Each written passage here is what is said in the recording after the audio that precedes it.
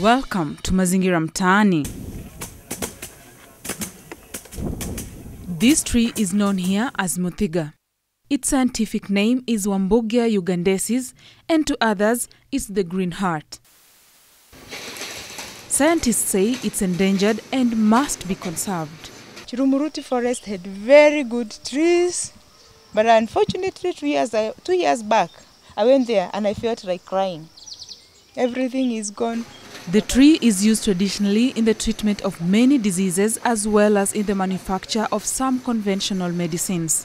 From stomach ache to epilepsy, to erectile dysfunction, to skin diseases and malaria, this tree has been proven by laboratory tests to be a natural remedy, not just for humans, but livestock too. The tree grows all over East Africa. Unaweza kuponya magonjwa mengi ukichanganywa na miti mingine, lakini sio peke yake, na ile magonjwa inayokaa katika mwili miaka mingi au imeshinda kuondolewa na dawa, Muthiga unaweza kuondoa.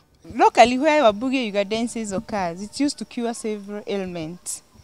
And the basis of this is because of its potential, as it has been proven that it has high antimicrobial activity, meaning it has high antifungal. Fungals are like yeast, like Candida is a good example, you know, Candidiasis. And antiprotozoa activity, for example, the causative agent of malaria is a protozoa, the Plasmodium. Then we also have the antibacterial, meaning we have several types of bacteria like the staphylococcus and all that. That group now, it cures, or it has that activity that it can kill them. That's what we say by antimicrobial. In our time here, we find that the community in Meru has for years greatly benefited from the tree. In the heart of Embu's Kiangima village in Kenya's eastern province, we meet 86-year-old Ndwiga Mariko, who is registered as a herbalist at the Ministry of Culture. Tangu nianje apale ya mandawa, nilikuwa mtoto. Nilikuwa nafuata papa yangu alikuwa anajua apale ya mandawa. Growing behind his house is this treasured Muthiga tree. His compound is also dotted with other medicinal plants, including the skincare herb aloe vera. He says that this has been his source of livelihood for as long as he can remember. Wakati tulikuwa tunapigania uhuru, mimi ndio nilikuwa daktari mkubwa wa Mau. Nilikuwa nikiwatibu sana. Unaweza kuponya magonjwa mengi ukichanganywa na miti mingine, lakini sio peke yake. Ndani yake una sumu kidogo, lakini unataka uchanganywa na miti mingine ambayo inaweza kupigana na hiyo sumu ya Muthiga.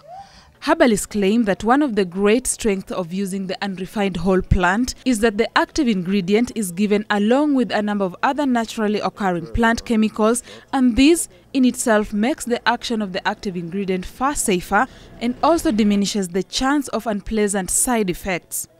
Such views represent an attractive but as yet unproven hypothesis. Unaweza kuondoa ile allergy, inaweza kuondoa ile kichwa ambayo kinauma miaka mingi, na asma. Unajua asma haina dawa hospitalini, lakini mimi huimarisha kabisa. However, Dr. Alice Mushugi says that this tree has been scientifically proven to have many medicinal values. They are now working on the quantities that can be administered as well as how it can be domesticated. Just like in other drugs, there are drugs which are not even dispensed over the counters.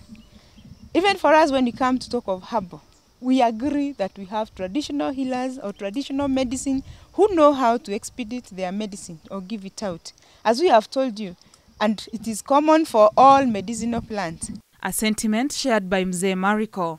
Kuna mti mwingine ambao unaitwa mukorowe. Nao pia unasaidiana na huo mvote kuondoa sumu ya miti hii mingine. Mzee Mariko will charge his patients between 200 shillings and 20,000 shillings. The cheapest treatment he has is for malaria. His most expensive is treatment for cancer.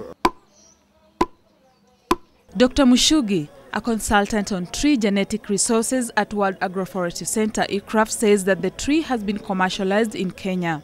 poor harvesting methods are slowly phasing out the tree. You find the farmers who are the herbalists, the traditional healers who are using it, were harvesting from the wild. They would scrape the bark and then process it, because the root and the stem bark, the root bark and the stem bark is very potent, unlike the leaves. And of course, for those healers, the traditional healers knew how to sustainably harvest that. But coming into the commercial herbalists, in quotes, some of them are not the traditional herbalists, so we are coming into the next era. They would now over-harvest the trees, and you find it being threatened. The other thing, especially in Kenya, the places where this tree occurs is where the forest encroachment has taken place. We have the land being converted, the forest land being converted for farming and settlement, and that threatens the tree. Secondly, it also has a very good timber. The tree has very good timber, and also charcoal for those who burn it. She says that the program, which has been running for the last 6 years, seeks to conserve the tree. Just maybe need a plot of maybe 10 meters by 10 meters. And if you can harvest those leaves and then sell them, it's an extra income to the farmer. And the other beauty of this tree, the managing, the propagation, it's not only from the seed, you can also propagate it through what we call stem cutting, raising it from the cuttings. But she admits that more can be done by government and other key players to sensitize people on the importance of domesticating this tree. As a scientist, when we take interest on our indigenous tree species, we need to correct for the world. Because if we don't do it, and we keep on talking of pine, do you know how many years pine they took for that straight ball, you see?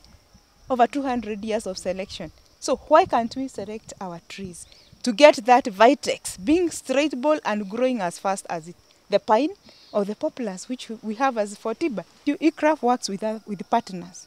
We do not go up to the ground level. If we manage to go with ground level, it's for the projects that we have with our partners, who will trickle down the knowledge to the policy makers. In the neighboring Uganda, the tree has also been widely commercialized, though it faces the same threat of poor harvesting as Kenya. If these trees were in Uganda, they would have been debugged at night. They are stealing. The processors, we call them what? Middlemen. They are stealing. But with its numerous benefits, why aren't people taking care of it? After the break, we take a look at other challenges that continue to hamper the propagation and conservation of warburgia, also known locally as muthiga. We also talk to a farmer who has now gone into commercial production of warburgia products here in Kenya. Don't go away, Mazingira will be right back after the break. Our eco-term of the week is indigenous trees. These are trees occurring naturally in a particular place or are the native trees of an area.